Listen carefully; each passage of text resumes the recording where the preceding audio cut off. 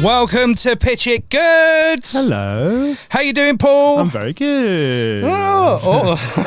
You really dragged that one out, didn't you? Yeah, if we get to 100 episodes, I'll do that for a full minute. Well, there you go. Patreons. When that happens, you've got something to look forward to. You watched any films this week, Paul? I watched Abigail. Abigail? What's that? It is like, I guess it is technically a horror film, but it's more of a sort of horror comedy. Like a bunch of guys, a group of like guys that like criminals are like hired to like kidnap this young girl. Okay. She's supposed to be like the child of a mob boss. Right. And then it's very quickly apparent that it's all set up. She's a vampire. And she just hunts them around the house. But it's very humorous as well. There's lots of silliness. That sounds like... I was going to say, you'd love it. You really should watch it, Jim. It's one of yours for sure. I actually really enjoyed it. Yeah, it's really good. Oh, good, I good. enjoyed that a lot. Yourself?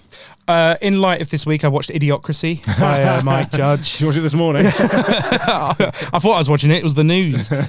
Yeah, I watched that Idiocracy as I do once a month, just to keep me on the level. It's one of the 10 films you watch in rotation. Yeah, it is, yeah. So, it's good.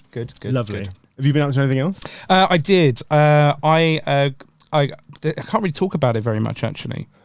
There's a guy who sings a song, A Kiss from a Rose. I've been working for him, and unfortunately I had to get his name tattooed on my mouth. My lips are sealed, Paul. That's the worst one yet. Yeah, that is. I feel quite good because last week I thought mine was terrible. Yeah. And now it's nice to know that you're on the same level. We're both bad at that. Well, welcome to the show. Everybody. But how much money did you make? £51. Lovely. What would you like to do with it? I want to invest it in a movie like we do every single week. And of course, we can barely take an idiom and then stick a punchline on the end of it. So we've invited someone in who's much funnier and creative and imaginative than we are. And it's a very special guest this week. Described by The Telegraph as a comedy genius. Brilliant. So it should at least bring the comedy of the show up to 2%. Everyone, welcome to the show. Elf Lyons. Hello. How you doing? All right? I am very content. Oh, content. Oh, that's content. good. That's good. It's the temperature in the room is quite... Yeah, it's a contenting. Yeah, it's a contenting temperature. Oh God. I think.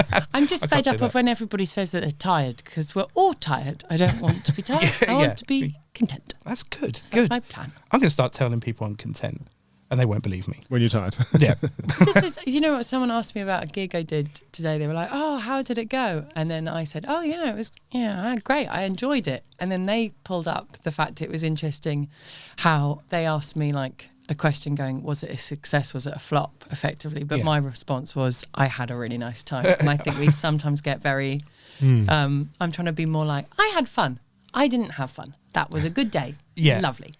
Trying to treat myself like an 8-year-old. Yeah, well, maybe we should. Because that's one of those things, isn't it? When you come off stage and everything, and someone says, you say, "Oh, how do you think it went?" They went, "You look like you were having fun up there," and it's like, oh. I think that's good. I think so, though, when people say that often means you're not paying as much attention to us as we are to you. And I think when you get told that, it's like, oh, I didn't pay attention. You weren't having fun. Yeah. You were just lying back and thinking of England, and I was just ploughing on ahead. That sounds like comedy. It really, really does. Have you seen any films this week? I've seen loads. Oh, really? I bloody love. So we've just got a television at our flat. I live in a big boy house, and it's really fun. And there's always crisps, and I get to run around and pretend that I'm a little leaf lady, even though I'm taller than everyone. But so we've got this really big television, so we're constantly watching films as a gang, and we're all comedians. So when we come home, we get chocolate and then watch films. So the films that I've seen, I saw Heretic, which I really wanted to love. And I really, really wanted to love it. And it felt a little bit like the film that a 21-year-old theology student would write if they were trying to mix a TED Talk with a horror film and trying to make it super clever. But you're watching it going, it's not It's not actually that scary. One, it's not that scary. It doesn't. Have you seen it? No, I really want to see it. And this is breaking my heart. It's I like. There's a couple of moments you go, huh, that's cool, but it feels a little. If you really break it down, like I was in bed that night. Afterwards, I went to sleep in my bed, and then I woke up at 2, just furious because I really started to walk through the plot points. And if you pull it back, the threads from the end to the beginning, you go, "How the hell did that happen?" Yeah, I was fuming. So I didn't, and also I was really cross because everyone talks in the cinema. Oh yeah, I can't go anymore. I don't know what's happened. There needs to be a teacher in every cinema, and I think if you're caught talking, you shouldn't be allowed back. Yeah. Or ruffling crisp packets. No, it's not a cinema food. We've discussed this, haven't we? It should be made illegal. It's popcorn etiquette as well. People have forgotten popcorn etiquette. Yeah. You know, like I got taught, you have the popcorn, you put your hand in during the loud moment. Yeah. You get that popcorn, and then you eat it bit by bit. And then you wait for the next loud moment to do that. You don't do, which some people I love unconditionally, unfortunately, do, which is they just, like a pig, snuffling for truffles, and I sit there just having a mental breakdown, going, "Why are you doing this for me?" Anyway, so I saw Heretic, wasn't a fan, but I then saw Alien Romulus, which I think is the best Alien film second to the first Alien film. Nice. I think it is astoundingly good. As well. It is astoundingly good. Is it good? Yeah, nice. It's like the plot goes in places you can't even begin. The characters are really well executed, and the horror is horrifying, but also in a way that it's what the context is. Oh look, there's a whole bunch of us. We're going onto this ship. So we know what their roles each are. It's very clear who's going to die first. Yeah, I love that. But nonetheless, when it's done, there's still great empathy. Mm-hmm. And, when you watch some films and you go, oh, that just feels gratuitous or not pleasurable, like the death isn't pleasurable for anyone. It's not fun. It's really good horror. Yeah. Oh, I'm going to give that a little watch. I've got a feeling, as you said, the characters are very complex. I can just about handle The Simpsons. So it's like... The Simpsons are interestingly complex characters, though. Well, I suppose they could be, yeah. I think you might really like Abigail, if you've not seen it. Abigail, that's the creepy doll. Yeah. No, it's the one that with the vampire girl. Wait, there's a oh, God. Wait, is that the one where she's a ballet dancer and there's blood spilling on her dress? She's a vampire. I will give that a go then. I don't think that's a spoiler. I'm almost certain that's in the trailer. Yeah, the last 3 minutes. But you will watch it and go half an hour in, you're like, did he spoil this? Now I can't. Oh, if you want to watch a phenomenal film, The Beast. No, it's not The Beast. The Dark. It's on Amazon. It's got an idea, and it's a brilliant independent horror film. And it came out in 2018, I think. And I think it's a masterpiece because it's incredibly moving. And I think right now, when there's so much darkness, where you watch a horror film where it starts, it's similar to how Psycho starts, in that you think it's going one way and it totally isn't. But it has such two young child actors playing. It's been compared to Let the Right One In, but I actually think that's a miss. But anyway, I'd really recommend that. All right, yeah. I'll give that a go. I know you said that I'd bring the comedy, and I haven't. I've just brought... No, you brought some valuable film recommendations. I've written down The Dark. I need to make sure that I don't write that down as part of your film, because it could get the whole vibe. Then I get told off for copying. Yeah, well, no, we've had a few films that are close to other films. Plagiarism is highly encouraged. There's no lawyers that listen to this. So yet. It'll be fine. So, Elf, you've come in to pitch us your movie. Where is it set? A nightclub. A nightclub? It's called Slaps. A nightclub called Slaps. And whereabouts is this nightclub? Whereabouts is it? I don't want to cause shame on any particular part of the UK. But let's think in university town. It's that club that all the kids go to on a Wednesday. So technically the club night, the club is called Liquids, but the night is called Slaps. And it's the night where all the students go to, and it is the big club night. And you know the one, and there's a kebab shop right next to it. There's a Jason Donovan parked outside. There's like all the taxis are ready at 1 a.m. Cool. So it's set in Stoke-on-Trent. And I was going to say, Jim cannot wait to tear down a town in the UK. He loves it. There's burning effigies of me in every town from this podcast. Oh, it's you. Yeah. It's not a snowman. It's just me. Jimothy Guy Fawkes. Yeah, I've got a busy day. Okay, right. So it's set in a nightclub called Slaps. When is this set? So it's a key moment in my development, but I actually kind of want to keep it an anonymous time period. But it is probably, it's present day, but I think if someone from the past was watching it, it would still resonate. If someone from the past time travelled to the future, they'd go, finally, a film for me. It's a timeless picture. But a film that someone in like 30 years' time would watch and go, this is dated, but I totally get it. Oh, yeah, like Jurassic Park. Yeah. Again, one of the 10 even films now, I've seen. dinosaurs are still extinct. Yeah, they never managed to do that. But the feathers thing. Dinosaurs have feathers, apparently, don't they? Yeah, they do. Yeah, there's no feathers in the film. Did. Yeah, they did, yeah. They did. And so we've got... And what genre is this movie? It is a British horror comedy. British horror comedy. / romantic family drama. In a nightclub. In a nightclub. In a nightclub. Okay, so how do we open the film? So this, for full clarify, before I go and give my full pitch, how much of a budget are we talking? Well, it's a very liberal £51. So it's only £51. But old money though. But yeah, we can make it stretch. We have a time machine that you can use as well. It's parked so I can go back and invest in the 80s. Yeah, exactly. Yeah, so take the £51, invest it in Apple, and you've got an infinite budget. The time machine is where you can put actors in or whatever to bring them back and forward. So I can still use actors from the past. If they're dead. And I can still charge them. I can pay them less. Oh yeah, of course, yeah. Brilliant, because they're going to go back to their time where £10 could pay their heating for a year. Okay, cool, great. I'm going to get Gielgud. I'm going to get lots of Shakespearean, classic 19th century. I'm going to pay them all in farthings. They'll love it. They'll go back. They'll be doubloons. And doubloons. Oh, Pirates just pirates. Okay, right. So, So how does it open? Okay, so this film, I want it to evoke big bodily reactions from the audience and resonate. I think opening scene is slightly complex, but I want the camera to drift like in The Shining, drifting down the corridors of the Overlook Hotel. This is gliding you through this nightclub, Slaps. And it's the morning after the night. And there's red velour wall. I don't know what velour is.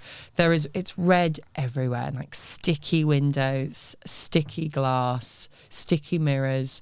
You know, all the tabletops are that black sort of sparkly, I don't know what material. You know the ones that all the bars, and they've got all the residue, and there's like crunched up limes everywhere, and these white plastic chairs like on the side of the floor. There's just like the decks spinning, and just pit bulls. I know you want me playing, but warped, and we don't know why. It's like a half time. Sounds like my house. And disco lights just playing and like just twisting, and so the light and the colours of the room keep changing, and you're walking around going, "Is this heaven? Is this hell? Where am I? This feels like a Mask of the Red Death fever dream," because that's kind of what it is. Because then as we go through all the rooms where those white plastic corner tables where all the in clubs at university where they're like, "I've reserved a table."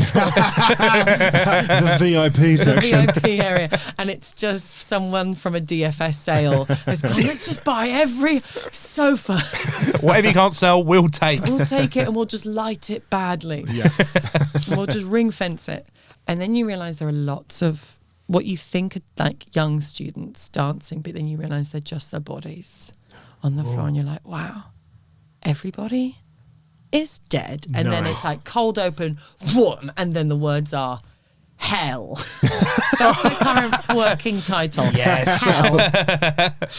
Okay, so they're in hell. Yeah, and then we cut to 24 hours before. Nice.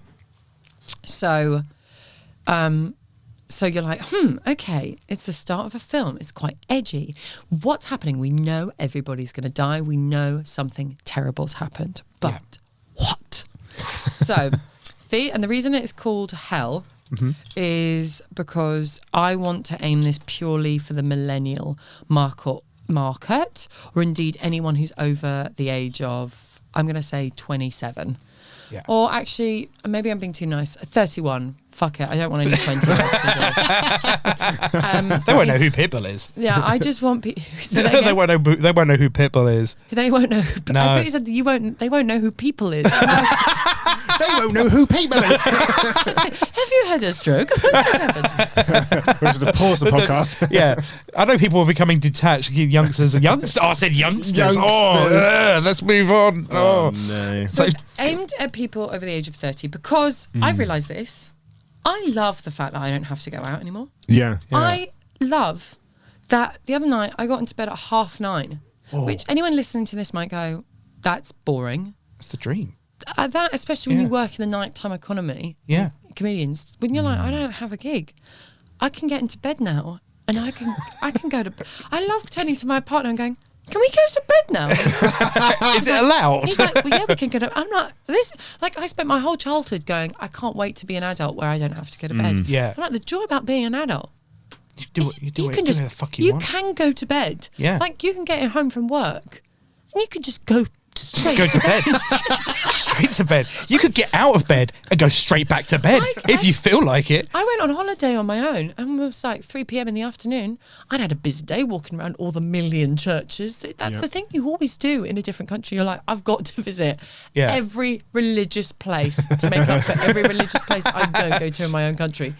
And then about 3 p.m. in the afternoon, I was tired. I went, I can go to bed. Go to bed. I went to bed. Yeah. And my partner went, what are you doing on your holiday? I went, I'm in bed. Yeah, that's what it's for. It's for rest. I'm just in bed. So this is aimed at that audience of, we all remember when going out was the coolest thing, that was all you wanted. I'm going to say here that, like we have 15, 18 ratings on films. This is going to be a 31. Yeah, this is aimed for 31. 31. This is 31. You have to prove you know what VAT is in order to access the cinema. And your bag is checked to ensure that you don't have anything loud, or if you do, there is a man who pulls open the packets for you, empties your crisps into a silent foam bowl and puts them on a table for you. This is purely for everyone who is neurodivergent and has had the cinema ruined for them post-COVID when no one remembered manners. Yeah, and as well, I reckon they should ask, part of the requirement is they ask you who loves orange soda, and if you can't answer it, then you're not getting in. Yeah, absolutely. Yeah, that's a good Who's test. Tia's sister? If you can't answer, you're not allowed in. Full niche references. So it's sort of inspired for that audience of us remembering that club nights were at one point a heaven, but also their own form of hell. The morning after, the purgatory of why do we do this? But you keep going back. It's the routine. It's like this Sisyphean task, this Faustian pact you've made. We must have fun and go to this club. But now, as an adult, you don't want to go. So this is what happens. You open up on two sisters after the opening start. You've seen the opening scene. Two sisters. One sister is in her 30s. And what's her name? I'm not saying it's autobiographical, but her name is Emily Ann, which is my name. But let's just give her something cool. Let's just call her Legs. Legs. I don't know. Something. She's got a weird nickname. Yeah. That everyone slightly judges her for. And again, that's not based on my life. She's got a nickname that many would go, oh God, she's going to be a prick. But she's genuinely heart of gold. But she's posh. She rubs people up the wrong way. Again, it's not autobiographical. So her name is whatever you Legs. say now. Legs is gonna. It's just Legs. That's all we'll remember. Yeah. So her name is Legs, and she's got umbrella up her ass. She's busy. She works hard. Metaphorically. Metaphorically, and what a horrible start to a horror film. That's, already that's another 24 hours ago. another 24 hours ago. She went to a kink party gone wrong. And the safe word was not established. Run by the guy who made the human centipede. Anyway, she is... And she's having an argument with her sister, and her sister is cute. Her sister is a little 19-year-old. It's her first time at university. And actually, let's say Legs isn't in her 30s. Legs is who we are in our 30s, but Legs is where we were in our mid-20s. So we think we're still down. We think we can still go out, but we're not. We're not in it. And she's arguing with her sister, her little sister. Let's just call her Arms. And Arms is like, Legs, you don't understand. I'm trying to make friends here. And they've had a tough time. Their family are dead. That's just a rule in horror films. Yeah. The parents are dead. Orphans. They're orphans, okay? We don't need to know anything other than Legs and Arms. They're the only two for each other. They've been together through thick and thin. But Legs has been working constantly, is stretched, is exhausted, is depleted, trying to hold and keep them together. And she's worried that she is losing her little sister because she can't be the fun one anymore. Legs isn't the fun. Legs can't show off and take Arms around and be like, look at because she's got to work because she's so worried about her little sister. And Arms is now at this university, and she's working so hard, and her sister is a medic. This is really key. Right, yeah. Okay. Sister is a medic. Sister's medic. I went to hear their brothers' shoulders, knees and toes as well. They were unfortunately all lost. All through clumsy exposition. Yeah. Explained. Like heads, shoulders, knees and toes, and knees and toes. The other children. The twins. And eyes and ears, and mouth and nose. Head, shoulders, knees and toes. All gone. Quite a eulogy for them all. Yeah. They all went into medicine. They all went into anatomy. Yeah, that specific part. But Legs and Arms, they've been holding the rest of them up. Oh, very nice. Brilliant, very good. Is Legs the medic? No, Arms is the medic. I'm really, really regretting these names. No. Let's stay in. Should we give them something more like relatable to the podcast? Judi Dench and Meryl Streep. That's who's playing. Them. No, yeah. We can make that in their heyday. No, category. I've listened to the podcast. I'm not having Judy anywhere near this film. She's been dominating for too long. I want some more nuanced actors coming in, please. Anyway, so they're having this fight, and it's that sibling relationship. One of you's old, but you're still fun, but your little sibling doesn't think you're fun anymore. They don't think you're cool. And you also judge all of their choices because you know they're wrong. Anyway, so Arms has been invited, big club night out. Legs has come up to settle her in because there's a lot of personal stuff going on in Arms' life, which we don't know. We're not going to know. Ooh. And does it need to be disclosed? Sometimes I like leaving the black hole of the audience, sometimes that's more... Yeah, filling it out yourself, yeah. Anyway, so this is what happens. They go to a club night. It slaps because it slaps. Yeah. and Arms is like, you can't embarrass me, Legs. You cannot embarrass me. This is the big night. There is this German boy. It's not autobiographical. There is this German boy. He's on the German exchange, and I want to get with him. And Legs immediately, let's just call her Elf. Legs, Emily Ann, is really not comfortable with this German guy getting anywhere near her sister because she thinks he's a sleaze and he doesn't seem particularly hardworking and he doesn't seem clean. Anyway. What's his name? Surely it's got to be Hans. Very good. There we go. Okay, the glint in your eye. I'm so sad that as soon as you said German, I was like, I'm going to wait my moment, but it's come to me immediately. Because got Hans the German. Yeah, so he's got Hans. Anyway, so they go to this club. Yep. And the whole time, in the background, you're hearing about, the party, it's going on really well, like the club now, it's a campus university as well. Yeah. But occasionally you get those little glimpses on the radio about students acting weird, some sort of, you know how you heard that there was super gonorrhea that suddenly went around Leeds University? But you're sort of hearing like, students have been rioting, students have been seeming very disengaged. Wait, what? Is this maybe a metaphor for how young people are so absorbed on technology they've forgotten how to interact? Perhaps, absolutely. like the original Dawn of the Dead with the in the shopping centre. Oh, yes. I'm really making this film to be more intellectual than it is, but it's going to be hard. No, don't do this to me. Jim there, just a little inside baseball. It's like, oh yeah, like he's seen Dawn of the Dead. I haven't seen Dawn of the Dead. Yeah, exactly. It's a running joke here that I have not watched any films. You can say anything. Right. Yeah. So Lars von Trier is totally... No, he's absolutely not. Because otherwise the props and the set would be terrible and the sex scenes would be really sad.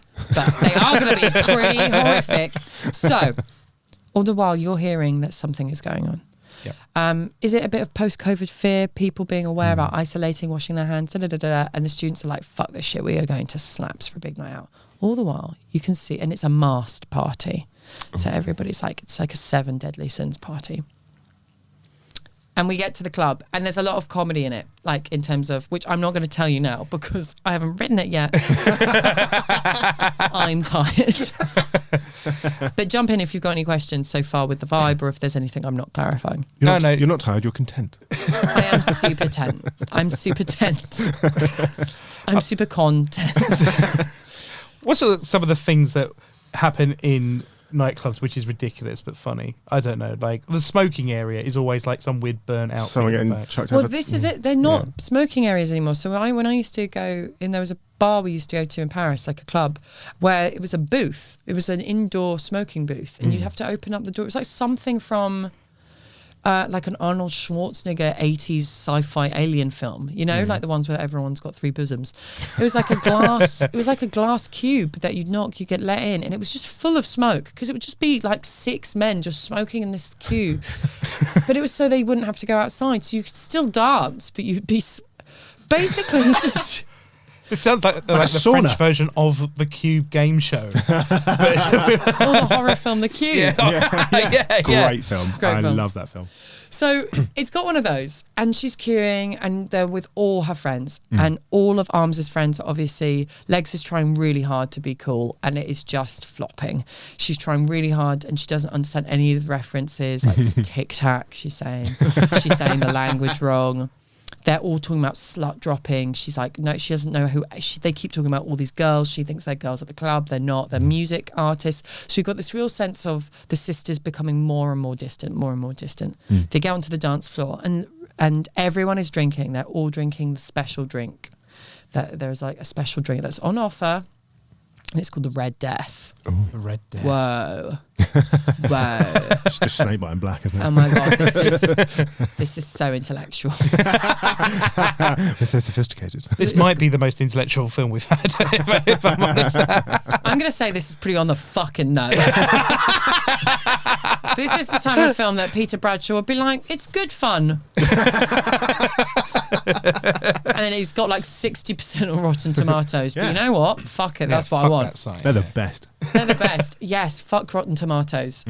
But anyway, and they're arguing, and the 2 sisters are fighting and fighting and fighting. And Legs keeps on trying to do it right. But also Legs, and we don't know what Legs does. We know that Arms is the medic, but we know that Legs just works.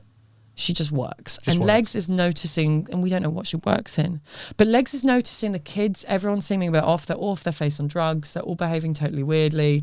They're all slut dropping. They're all getting absolutely hammered. Nothing and out then of the there's ordinary. this guy running around in a mask, like this tall, fit man just walking around in a mask. And she's like, who the fuck is that guy? And everyone's like, who are you talking about? She's like, the guy in the mask. And nobody is noticing. Because he is the plague. Has he got like a big nose mask? Yes, he's the plague. It's one of the big crow things. Yeah. And effectively what happens is this.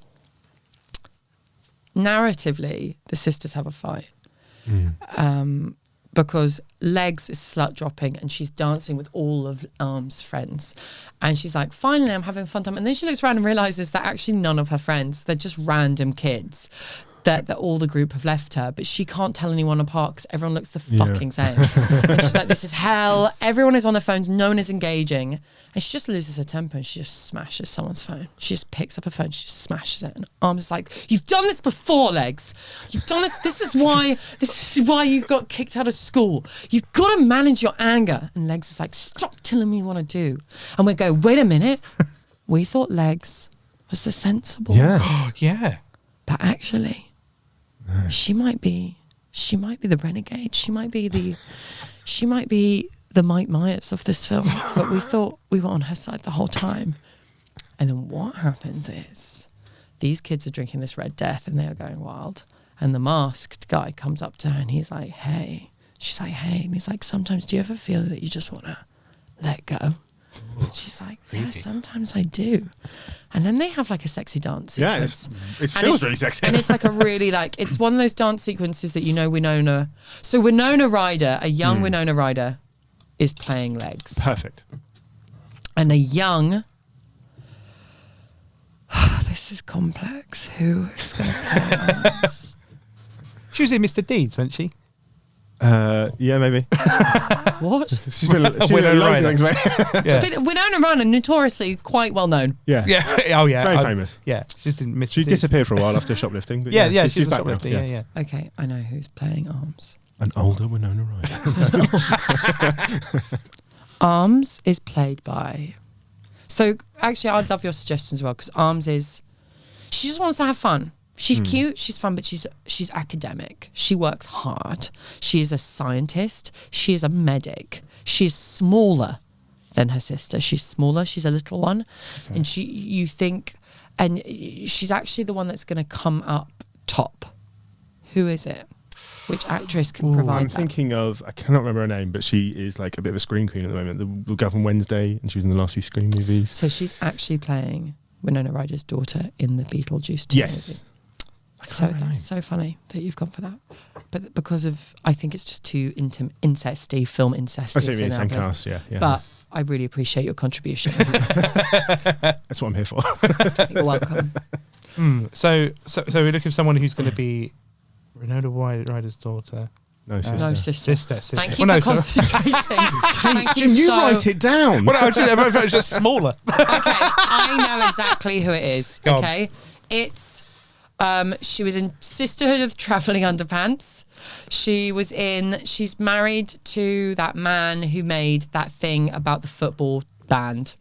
The man who bought that football team in the UK, and he's American, and he was in Green Lantern, and he married. She's blonde, and she's very Ryan Reynolds. But what's her name? Oh, because she was in the Deadpool film, wasn't she? She was in Green Lantern. She was in Green Lantern. Oh, can't remember. I can't remember anyone's name. Sorry. Okay, well she can't. We all know who you mean. Yeah. She's not in it now. Okay, because I can't. If you can't name her, I cannot invite someone to be part of a film, and I cannot remember their name. So we're going to be here a while. Called her Lady Deadpool. No, that's not a name. That's not a name. That's a whole different film. Okay, I know who it is. It's a really young Melissa McCarthy. Nice. Yep. Really cute little Melissa McCarthy, like pre how she was in Gilmore Girls. Yeah. So like big eyes, so cute, so fucking funny, but like we see her, we get her, and she's fierce, and she's got great comment. And wow, that woman has range. Blake Lively.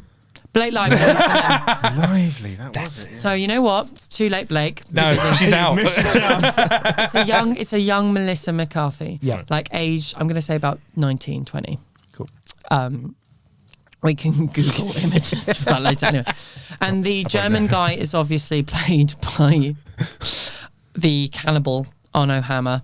The guy who wants to eat people. He was in Social Network. He's a phenomenal actor, but unfortunately some messages were revealed that he's not the best person. Yeah, sorry, Arnie Hammer. But I am just fully going to say, like, in this environment, everyone has a clean record and is a good human being. It's a different universe. This is a different universe where everyone has had therapy from a young age and has been given the support and rather publicly shamed to have been given the help they need to restore.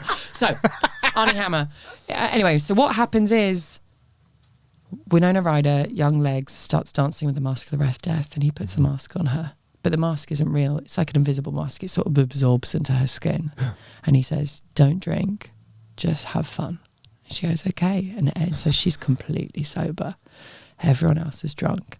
And she just decides to kill everyone who does things that annoy her. So the girl who Q jumps in the loo, she drowns her head in the toilet and flushes it repeatedly. The girl who's giving actually the only girl who survives so far is the girl in the toilet who praises everyone. Oh, nice. There's one girl, and she's played by. She's got to be played by young Kim Cattrall. Nice, yeah. Kim Cattrall, she's there.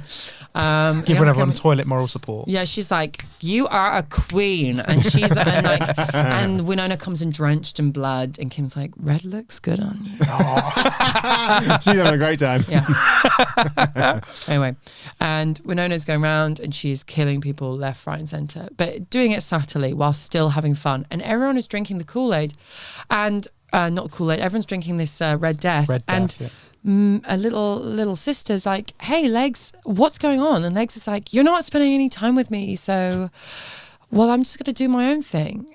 And Arms, but at the same time, Legs realizes why Arms is in danger, because Hands is getting his hands all over Arms, and Arms is getting drunk under this Red Death stuff, and people are behaving weirdly. She goes into one room, there's a human sacrifice going on. There's a version of the Macarena, which, because they're all drinking, she starts adding things in that are like, rip your skin off, step in. And it gets more bloody, at which point things change. And this is where the curveball is, because Melissa McCarthy, young. And look, some people will critique and say this film is just a loose-limbed plot to allow the director Elf Lyons to get away with gratuitous violence against the young TikTok generation and those who do not listen to or respect their elders. And I will say it absolutely is. So the girls who are on the dance, the girls and the boys who are on their phones in the queue for the drinks, which means that it takes longer to get there. The person who's on their phone, which means you trip over them. The person who's taking pictures without checking in with people's consent. The boy who upskirts someone gets his hands ripped off and like broken, because Winona, it turns out, is incredibly strong. Legs isn't just nicknamed Legs for any old reason. Legs is like, she's never skipped on leg day, and Arms has never skipped on arm day, and you find out they are a power duo. Yeah. So I am picturing Melissa the Arms is just absolute beefcake. Yeah. And then Mel sees Legs ripping Hands apart, like ripping his innards out and killing him and strangling him with his own intestines. I thought you said Mel C. I was like, where's she? I was like, Mel C. Is she gonna be in there? She's the DJ. Just playing Pitbull. Well, sorry, come. And there's this whole, it's like, in the film Heathers, where there's this whole conflict of interest between Winona Ryder and Christian Slater, because she knows what he's doing is wrong, but she also can't help but be a part of it because she's attracted. It's similar in this, like, Arms can see that something's gotten hold of Legs, because Legs is committing these acts of violence, and says, like, look, I love you. You were always my sister. You were always my number one. You were the only person I'd run through an airport for. You're the only person I'd kill again for. I love you so much. I'm sorry that I wasn't there to slut drop with you, and I'm sorry that I wasn't there after Mum and Dad died, and I'm sorry that you had to bury them yourself, and I'm so sorry, but I've been trying so hard to be a medic, and I just want to do what's right. So are you going to help me sort out what the fuck is going on in this club, because something has happened? And Legs is like, yeah, okay, fine. Because it's not just Legs killing people. Everyone is killing each other. Because the drink is starting to cause something. So the Mask of the Red Death guy, the guy with the big nose, is going around with the big mask, for clarification, not big nose, but the big mask, the plague mask, is going and causing. He basically wants to cause an anarchy. He wants to cause all the young people to kill them. Kill each other. And he wants to encourage the older generation to be like, look, they're useless. But Mel's like, we can't do that. We've got to believe in change. So Mel suddenly turns into full, she's wearing a white tank top and she's wearing a cool flannel jacket because she's insecure, but then she takes it off and she wraps it around, she uses it and she rips it and she makes it into bandages. She uses her medical degree to help save and staunch the bleeding of people in the club, because then suddenly the doors are locked. The doors are locked. They cannot get out. So it's paying homage to the film Demons, which, as we all know, is the film where they go to see a film at the cinema on Halloween about demons, and the demons come out of the cinema and they turn everyone into demons. Yeah, it's a phenomenal Italian horror film. But yeah, and then basically they go around and they kill. But there's this funny conflict, because they're both having to stop people murdering them, but then also Legs is secretly going off and just murdering people she finds irritating. Nice, yeah. But then also secretly going off and having sex with the guy with the plague nose. So it's whose side is she on? Just squeezing that in. So you've got one like trying to save everyone, and the other one secretly like offering them. Being like, oh yeah, no, he didn't make it. Yeah. Stab. And it's like that sort of relationship between siblings of like, whose side are you on here? It's yin and yang. I like it's like a yin and yang thing. But then what happens at the end is they break out of the nightclub, slaps, and there's bodies everywhere. And they come out, and the whole world has ended. Like the whole world, like their bodies everywhere. Like clearly something is.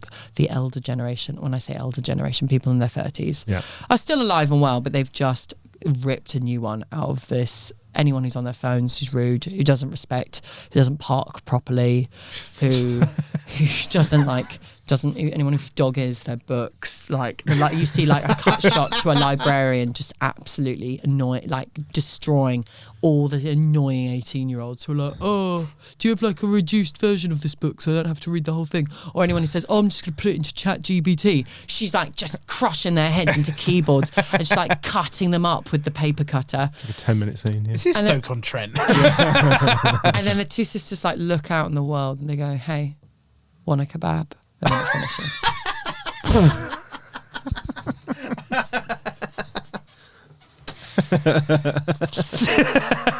This sounds What's the name of the kebab shop? Well, I mean, I immediately want to go for Jason Donovan because that was the one that I had when I was a teenager at university. But this is basically an autobiographical story based on when I went with my sister to a club night called Smack in Coventry when she was a student at Warwick, and I was much old. I would say I was about 26, and my sister was 18, and I turned up to sort of support my sister. And there was this guy she desperately wanted to get with, and I just thought he was such a creep.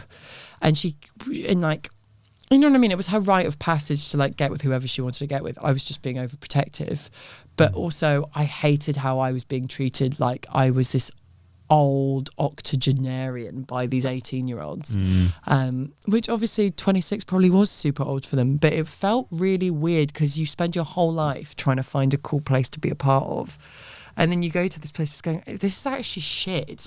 And no one seems younger than an 18-year-old when you were in your 20s. Like when you're in your 30s, they're just puppies. But when you're 20 or something and you're in your 20s and you see 18-year-olds, you're like, they are feti. They are fetuses. I'm an adult. Yeah, and I remember being in this club just walking around going, why? Like, my sister doesn't really need me here.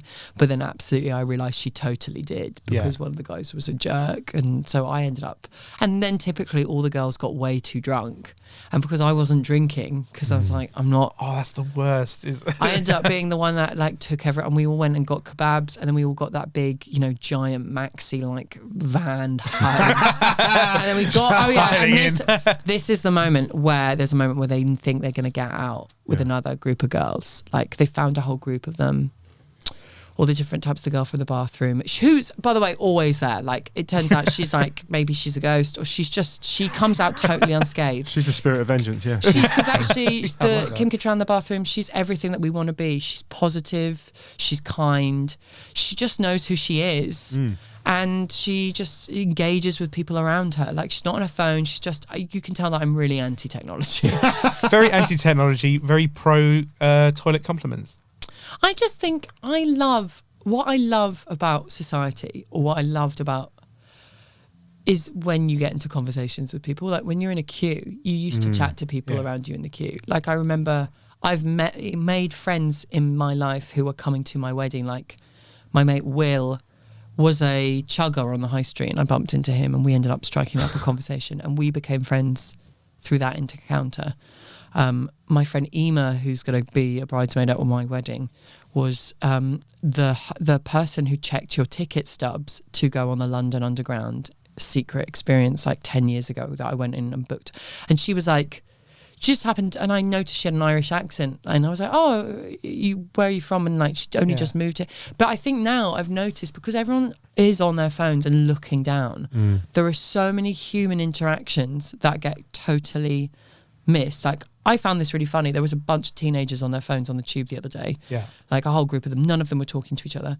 But someone famous who I know isn't famous to us, but is like a YouTube, like someone who is categorically famous to that generation, got on the tube. And they had no idea that he was on the tube with them. because they were all on their phones, possibly, ironically, watching his videos or scrolling. And you're like, if you were actually just talking to each other, you would have had a celebrity spotting, which as a kid, if you saw someone, and you could have potentially gone, hi, I really like your work.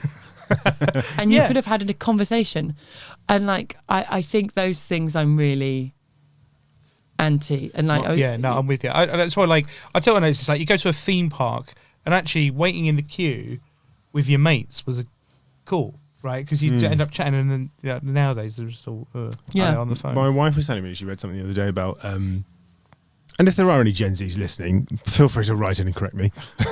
But supposedly they're like jealous. Like they know how to write. I'm joking. Just two emojis comes through. Send me a fax. Supposedly they're really jealous of the parties we had when we were like 17 and stuff, the rest of it, because people would just do crazy things, whereas now everyone is so terrified of becoming internet famous for the wrong reason, no one really does anything because it could immediately be captured on film. Yeah. So no one's insane. making a tit of themselves. Because also, like, I remember my 17th birthday party, I kissed 28 guys. Me I too. know I kissed 28. I wrote it in my diary. I kissed 28 guys. And I know that is shocking, but actually I had the best night of my life because I hadn't had any sexual awakening or had never got to feel sexy and cute. But it was my big house party. Like, we had a proper party in the garden. It was mad. Like, it was the party of dreams. Like, I went back to my town like about 10 years ago, so 23 years old. Yeah. And someone who I didn't know went, "Are you Elf?" And I went, "Yeah." And he went, "You had that house party."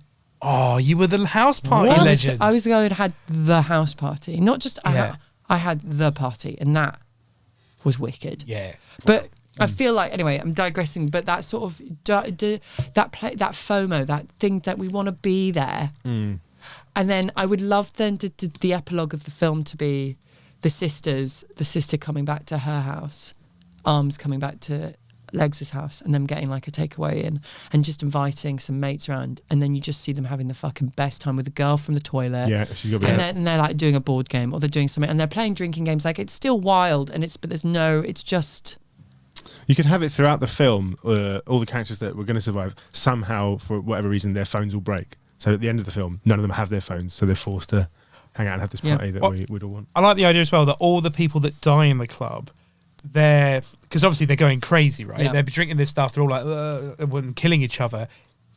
It's all streamed on TikTok. It's showing them up. This is what they died. And that's a reveal, and you find out the Master of the Red Death. It's for some weird YouTube it's channel, TikTok personified as the plague. I genuinely think we've made quite a good film. It's got a real message behind it. I actually think I'm going to copyright this now, and I am going to genuinely write this up as a short. Yeah, God, it's violent. TikTok is a plague, is a man. That's a big. I'm going to make the soundtrack Spotify playlist to this fictional film. I'm going to send it to you guys to share on the email for this. Yes. But also one fun, because I realise I do actually have to go at some point, because my days have been mad. But I was doing this thing at the British Library the other day, so I got to organise this Tales of the Weird festival. Super cool. And there were all the different writers coming in and talking about how you write and writing for telly. And Stuart Lee was saying this. He was on a panel and they were chatting about how Netflix, the thing is, when they talk to script writers and they talk to anyone, you've got to think of 2-screen television, because now you've got to assume that people are also on their phones when they are watching the show, so that's why the plots are so often like the plot points, the narrative, the structure is repeated multiple times, and more often you're getting voiceovers. Just to remind people. So like why you have voiceovers of saying, and then I did this, and then I did that. I wonder if there's a film that you could make that would pair with a TikTok thing or something. So you have to pay attention to both to understand what's going on. But that's even, I think they kind of did that with Black Mirror. Black Mirror. Yeah, they did. They did that thing. Was it with the acid trip guy who jumps out of the window? Yeah. But then it's also like with this podcast, like how many people will be listening to this right now whilst they're also sitting to those 7 beautiful creatures.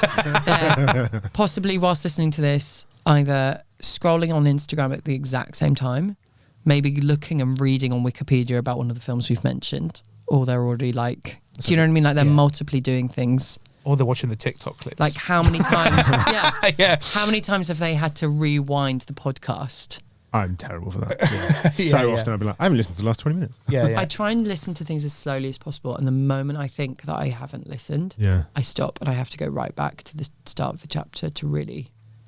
Yeah, it's like the modern version of like when you were reading a book and you're like, I haven't absorbed a single word on that page. Exactly that. Yeah. Brilliant. Well, Paul, are we going to make this film? Yeah, absolutely. I think you're going to make this film. I think you're going to make this film. Yeah. And William Shakespeare will help with the script. Good luck with the casting. We don't actually have a time machine. What? Oh, where's the bus? You get on that, you're going back in time. Excellent. Well, thank you so much for coming in, Elf. Where can we find you on the socials? So you can find me on Elf Lyons on Instagram and on my website, www.elflyons.com. And I do like a mailing list, a weekly like top 5 where I send out recommendations for artists, shows to see, books to read, etc., films to watch. But I'm also doing a big tour of my show, Horses, which had a really great year. I've had a really good time, and now I'm doing a big UK and Australian tour next year. And I'm doing a big show in London at the Bloomsbury Theatre on the 1st of June, which would be amazing if you wanted to book tickets for, because the sooner that sells out, I can add in an earlier show, which is the dream. You heard him. You heard her. Buy the tickets. And actually, honestly, it's actually because I met you about a year ago, and I saw you on stage, and I was just like, this is funny. This is brilliant. So everyone, absolute treat to see Elf perform. Get the tickets for Horses at the Bloomsbury Theatre, but a whole UK tour. So we're doing Bristol, we're doing York, we're doing Liverpool, we're doing Norwich, we're doing Glasgow, we're doing everywhere. We're trying to add in as many dates as we can. That's awesome. And there's more dates to be added. But yeah, so people come, please. Yeah, amazing. Go see it. Go see it. And then come see our live show, which will be announced soon. Yeah. We're going to do this again. Excellent. Well, thank you so much for coming in, and we'll see everyone again next week. Yeah. Bye-bye. Bye-bye.